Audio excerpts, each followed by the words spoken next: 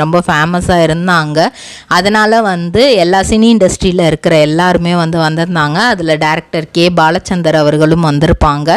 So அதுக்கப்புறம் இப்போது வினோதினி சீரியலில் ரொம்பவே பரபரப்பான ஒரு கட்டம் தான் போயிட்டுருக்கு. இவங்க வினோதினி கிட்ட அந்த விஷயங்களை கேட்பாங்களா, அதாவது அவங்க அம்மாவுக்கு இவங்க 2 பேரையும் மேரேஜ் பண்ணி வச்சுட்டா நல்லது அப்படிங்கிற மாதிரி தோணுது. அந்த விஷயத்த வாசுதேவன் வினோதினி கிட்ட கேட்பாங்களா மாட்டாங்களா, 2 பேரும் என்ன பேசிக்கிடுவாங்க அப்படிங்கிறது தான் அடுத்தடுத்த கதை கட்டமாக இருக்குது.